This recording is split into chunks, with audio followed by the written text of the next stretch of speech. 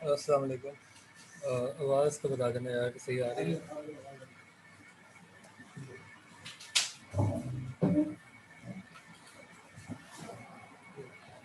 अस्सलाम वालेकुम। आवाज़ मुझे बताना क्लियर आ रही है?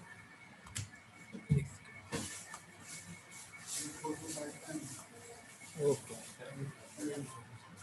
ठीक है, सॉरी यार, ये बीच में जो ब्रेक आया था, ये केयर ट्रिप की वजह से आया था। इसको खैर शुरू करते हैं वापस। हमने जो चीज़ें रिवाइज की हैं वो ये है कि रिसोर्सेज को डिस्कस कर लिया था हमने, फैक्टर्स ऑफ प्रोडक्शन क्या होते हैं ये डिस्कस कर लिए थे। फैक्टर्स ऑफ प्रोडक्शन को हम वापस रिविजिट करेंगे कुछ दिनों बाद। उसमें एक कुछ एक्स्ट्रा चीज़ें जो हमने देखनी है हम देखेंगे। ये इम्पोर्टेंट है, मैंने कहा था, ये आपको समझ में आ जाना चाहिए कि scarcity leads to choice and choice leads to opportunity cost. ठीक है। अपॉर्चुनिटी कॉस्ट जो है, इसको हमने दो तरीके से डिफाइन किया था। जी, दो डेफिनेशन लिखी थी हमने इसकी। एक तो यही थी कि next best alternative for gone. मैंने कहा था यहाँ पर नेक्स्ट बेस्ट का वर्ड इंपॉर्टेंट है कि जिस नंबर टू पे जो चीज़ आपके जहन में है, जो आपकी प्रायोरिटी लिस्ट में, अगर मतलब अगर आप कोई ये काम नहीं करते, अगर आप ये क्लास अटेंड नहीं कर रहे होते तो आप 10,000 चीज़ें कर सकते थे। लेकिन नंबर टू पे जो आप कर रहे होते, आप कहते अगर मैं क्लास अटेंड नहीं करता तो मैं शायद सो रहा होता या मैं कुछ टीवी सीरीज देख रहा होता। तो जो भी आप आपके लिए जो नंबर टू पे जो चीज़ है वो आपकी अपॉर्चुनिटी कॉस्ट है ऑफ अटेंडिंग दिस क्लास। ठीक है, ये समझ में आ गया तब। अपॉर्चुनिटी कॉस्ट को एक और जो हमने डिफाइन डेफिनेशन दी थी वो ये थी कि हमने कहा था it is a real cost. मतलब एक्चुअल में इकोनॉमिक्स ये बोलेगा जो आप कॉस्ट बेयर कर रहे हैं क्लास अटेंड करने की, वो फीस नहीं है, वो बल्कि वो टाइम है जिसमें आप कुछ और चीज़ कर सकते थे। जो अपॉर्चुनिटी आप मिस कर रहे हैं, जो कि सोने की हो सकती है फॉर एग्जांपल, तो सोने की जो आप नहीं सो पा रहे, that is the real cost of attending this class for example. ठीक है। तो अपॉर्चुनिटी कॉस्ट के कॉन्सेप्ट में किसी को इशू है तो पूछ लो। सही है। सिमिलरली हमने ये बात की थी कि हम कहते हैं रिसोर्सेज ऑफ कॉम्पीटिंग यूजर्स। ठीक है, कॉम्पीटिंग का वर्ड भी इंपॉर्टेंट है। क्वेश्चन में भी काफ़ी बार आया है आपके पास प्रश्न में भी। वो बोलते हैं कि different resources have different competing users. और जिस वजह से क्यों थी, बिकॉज स्कार्सिटी। एक मिनट देगा मुझे। आह,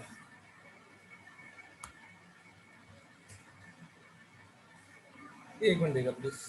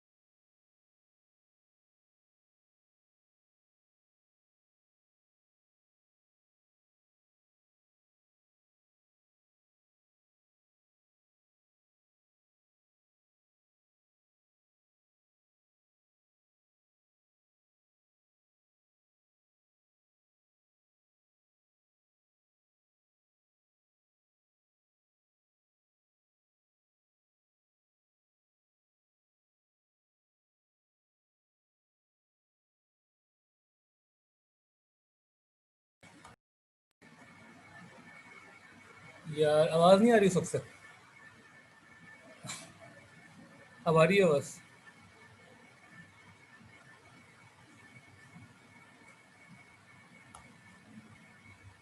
यार ये क्या मजाक है यार, आज तो बहुत ज़्यादा ही दिमाग ख़राब हो गया। यार छोड़ो, हम पढ़ ही नहीं रहे आज। ठीक है।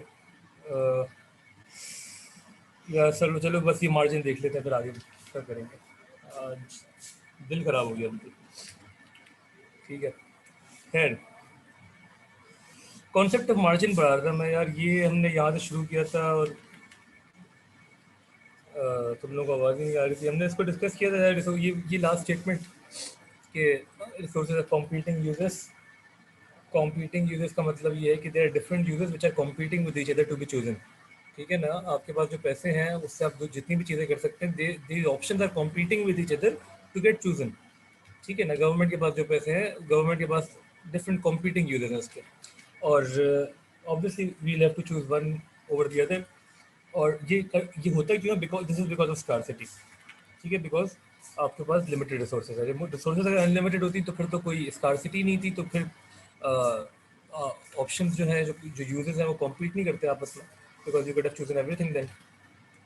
ठीक है, स्कार्सिटी की वजह से क्या होता है, you have to choose, and whenever you choose, you incur some form of opportunity cost. Opportunity cost के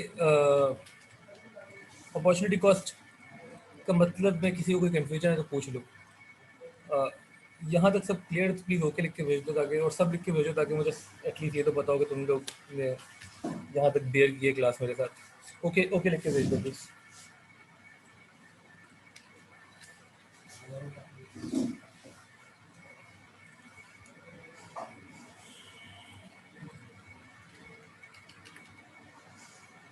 ठीक है, थैंक यू। ओके, ठीक है। Moving on. जो एक छोटे का कॉन्सेप्ट है जो हमने अभी देखना है, वो है द कॉन्सेप्ट ऑफ मार्जिन।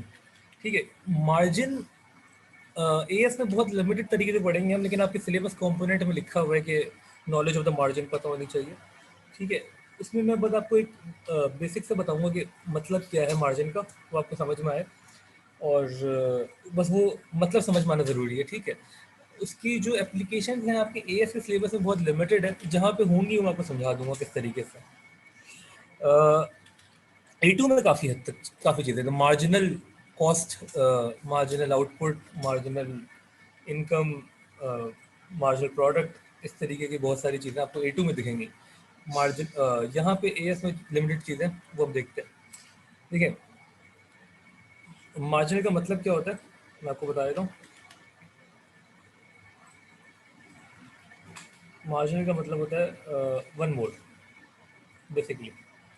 ठीक है, तो हम कहते हैं कि हम वन मोर या एडिशनल। एडिशनल जो है वो थोड़ा ज़्यादा बेहतर वर्ड है। इसको उसको समझते हैं कि मकसद क्या है। इस एग्जांपल को अभी छोड़ें, पहले मैं आपको यहाँ से बताता हूँ। बेसिकली, अगर आप आपके पास एक फैक्ट्री है, ठीक है, और आप जो है यूनिट्स कितने बना रहे हैं वो हम देख लेते हैं। फॉर एग्जांपल, आप मंथली 10,000 यूनिट्स बनाते हैं, और जो टोटल कॉस्ट आपको आ रही है 10,000 यूनिट्स बनाने की, वो आ रही है 100,000 रुपीज़ कर लें इसको, डॉलर्स कर लें, जो भी मर्जी। ठीक है,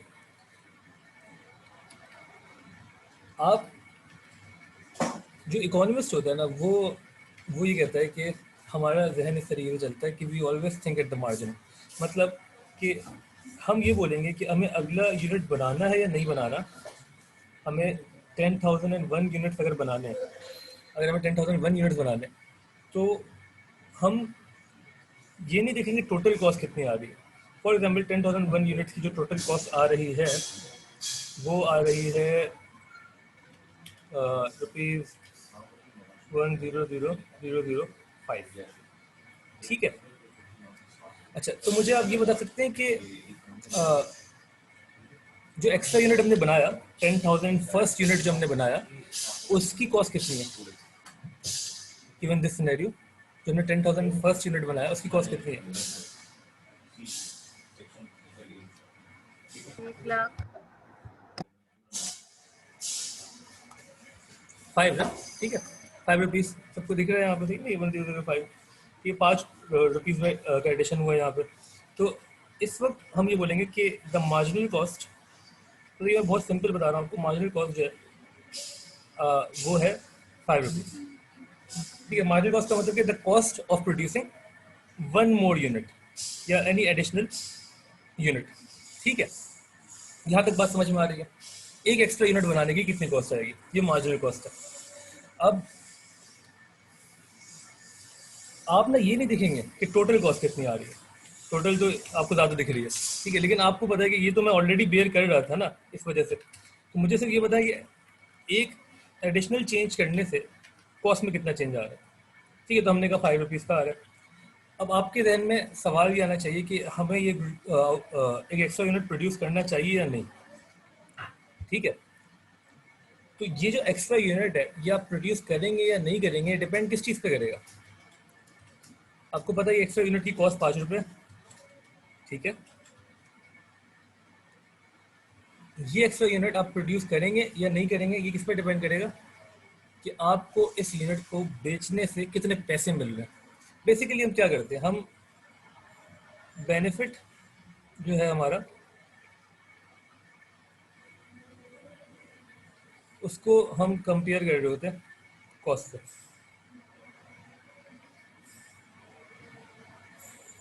ठीक है। अगर बेनिफिट ज़्यादा होगा हमें किसी चीज़ को करने से और कॉस्ट से ज़्यादा बेनिफिट हो रहा है तो हम बोलेंगे वो चीज़ करें, जनरली स्पीकिंग, ठीक है ना। जो फ़ायदा अगर थोड़ा सा ज़्यादा है और खर्चा थोड़ा सा कम है तो हम बोलेंगे वो काम करें।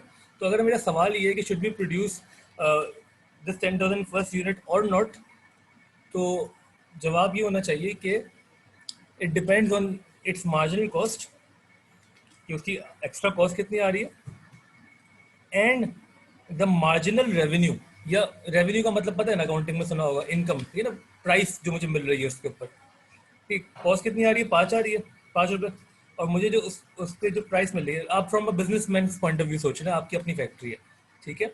आप ये सोच रहे हैं कि आपको कॉस्ट कितनी की आ रही है, सिर्फ 5 रुपये की आ रही है। अब ये गुड बनाना चाहिए, ये यूनिट बनाना चाहिए या नहीं बनाना चाहिए, इट डिपेंड्स कि आप ये कितने का बेच सकते हैं। अगर आप इससे ज़्यादा का बेच सकते हैं, अगर आप ये 15-20 रुपये का बेच सकते हैं, तो ऑब्वियसली आपको ये बनाना चाहिए। ये बात समझ में आ रही है ना, ठीक है। ये चीज़ समझ में आ रही है कि तो अगर प्राइस जो है इस वक्त आपको जो मिल रही है वो है 15 रुपीज़, तो इनको देखते हुए आप बोलेंगे प्रोड्यूस करें, यस, प्रोड्यूस दिस यूनिट। ये जो चीज़ है ना ये आपकी चलती रहेगी for every unit, for every additional unit that you are deciding to produce. आपके ध्यान में ये आएगा यार कि मेरी एडिशनल कॉस्ट कितनी आ रही है और मुझे उस पर रेवेन्यू कितना मिलेगा, मतलब उस यूनिट की प्राइस कितनी मिलेगी, ठीक है। मेक सेंस, बात समझ में आ रही है? अभी ज़्यादा टेंशन नहीं लेनी इसमें क्या, मैं सिर्फ आपको मैं बताता रहा शुरू में क्लास की कि हमारा मकसद क्या है, इस वक्त वार्म अप करना, सिर्फ वार्म अप होना है हम लोग के, हमें छोटे छोटे कॉन्सेप्ट जो है वो समझ में आना शुरू हो जाए। स्कार्सिटी का मतलब हमें समझ में आया, अपॉर्चुनिटी कॉस्ट का मतलब समझ में आया, उसी तरह कॉन्सेप्ट ऑफ मार्जिन जो है वो समझना है हमें सिर्फ, ठीक है। बहुत डिटेल क्वेश्चन मार्जिन के ऊपर कभी भी नहीं आया ये इसमें, ठीक है, वो उसकी टेंशन नहीं लेनी है आपने, सिर्फ कॉन्सेप्ट समझना है। कॉन्सेप्ट आपको मैं सिर्फ इतना कह रहा हूँ कि आप बेनिफिट और कॉस्ट को कंपेयर करते हैं, और बेनिफिट और कॉस्ट कौन सा, मार्जिनल बेनिफिट और मार्जिनल कॉस्ट। आप देखते हैं एडिशनल कोई चीज़ करने से मुझे कितना फ़ायदा होगा और कितना नुकसान होगा, ठीक है। तो अगर फॉर एग्जाम्पल यहाँ पे मैंने कहा 5 रुपये was the additional cost and 15 rupees was the additional revenue, then definitely you should produce this unit. यहाँ तक बात समझ में आ रही है? कोई कन्फ्यूजन है पूछ लो, नहीं तो ओके लिख के भेज दो।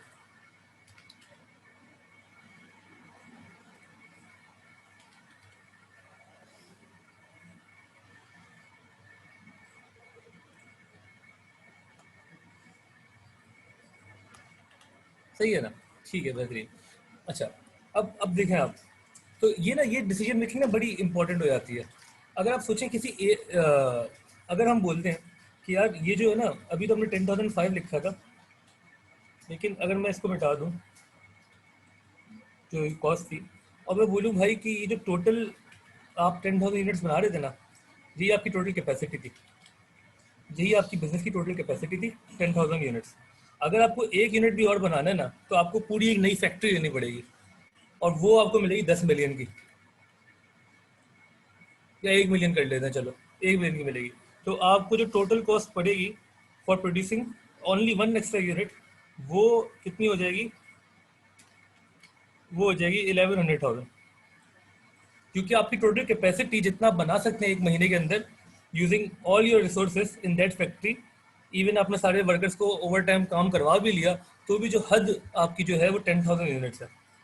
सही है। तो अब उसके ऊपर एक यूनिट भी आपको और बनाना है, तो you need another factory, you need another, you need more workforce, ठीक है ना, वो सब चाहिए आपको। तो उसमें आपका 1 मिलियन और खर्च होगा, इसलिए आपको 1100, सॉरी 1100,000 रुपीज़ टोटल खर्च होंगे आपके इस एक्स्ट्रा यूनिट के लिए, ठीक है। और इस वक्त जो आपकी मार्जिनल कॉस्ट है वो कितनी हो जाएगी? अब मुझे बताना जरा मार्जिनल कॉस्ट कितनी है इस वक्त? मार्जिनल कॉस्ट कितनी है एक 10,000 फर्स्ट यूनिट की?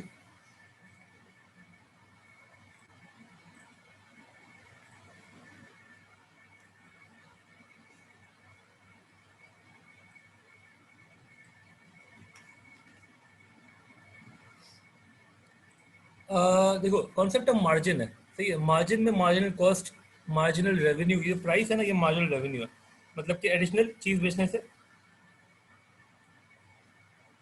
रेवेन्यू कितना हो रहा है, ये मार्जिनल रेवेन्यू। ठीक है, मार्जिनल रेवेन्यू और प्राइस एक ही चीज़ है ना, क्योंकि एडिशनल रेवेन्यू मुझे कितना हो रहा है, वही हो रहा है प्राइस। मेरा इनकम में इंक्रीज किस चीज़ का होगा? जब मैं एक यूनिट और बेचूंगा उस गुड की प्राइस का, ठीक है। तो मुझे, मैं मार्जिन समझाने के लिए आपको मार्जिनल कॉस्ट, मार्जिनल रेवेन्यू सिर्फ थोड़ा सा ग्लिम्स दे रहा हूँ उस चीज़ का, ठीक है। इसमें डिटेल में नहीं जाएंगे, हम सिर्फ ऊपर से पढ़ेंगे इसको। मैं बता रहा हूँ कि वो टॉपिक है जो हमें ऊपर से पढ़ना है सिर्फ। जितनी डिटेल मैं दे रहा हूँ वो एक्स्ट्रा ही है, कम नहीं है, ठीक है। तो वो आपको अगर समझ में आ रही है तो बहुत है। जी। मुझे बताएंगे कि इस वक्त एक ये एक्स्ट्रा यूनिट बनाने की मार्जिनल कॉस्ट कितनी आ रही है?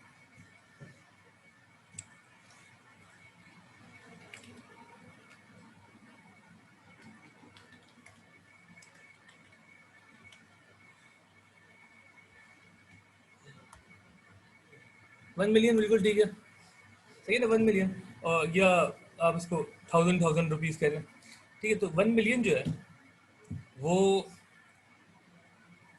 आप आपकी मार्जिनल कॉस्ट है। तो आप वो यूनिट बेचेंगे फिर 15 का। तो, तो इस वक्त should you produce that unit और नॉट?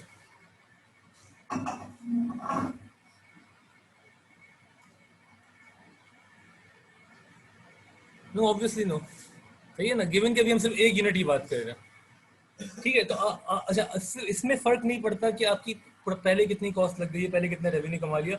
हम सिर्फ वो देख रहे हैं किसी भी डिसीजन को लेने से एडिशनल चेंजेस क्या आएंगे रेवेन्यूज में, कॉस्ट में। वो हमारे मार्जिनल रेवेन्यूज है, मार्जिनल कॉस्ट है,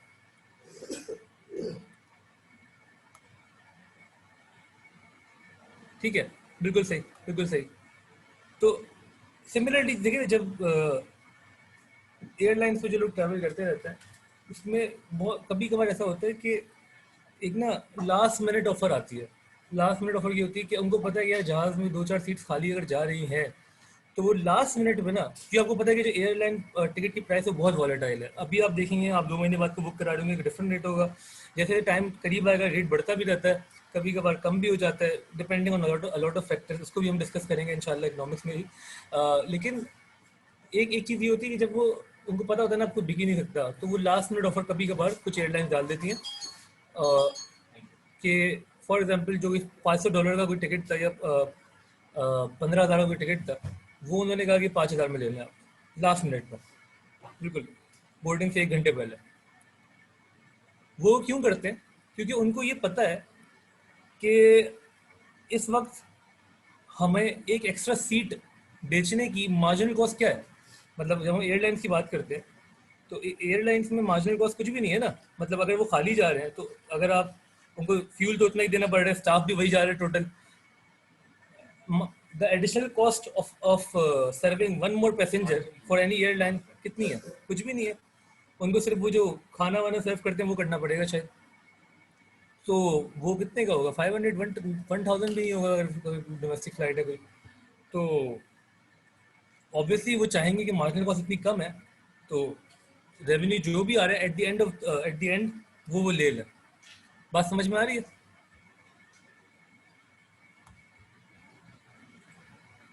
हम्म। ठीक है, अच्छा टाइम हो गया हमारा, इसको हम कॉन्सेप्ट को रिवाइज करेंगे कल से ही, और कल ही शुरू करेंगे। ज़रा सा कंफ्यूजन है इसमें, तो अभी 2 मिनट रुक जाओ, मैं इसको बता दूंगा हमें हमें किस हद तक पता होना चाहिए। ठीक है, क्लास हम यहीं पे एंड कर रहे हैं। फिर आप लोगों की शायद कोई दूसरी क्लास भी होगी, मुझे अपनी क्लास भी है। ठीक है, फिर कल मिलते हैं इंशाल्लाह।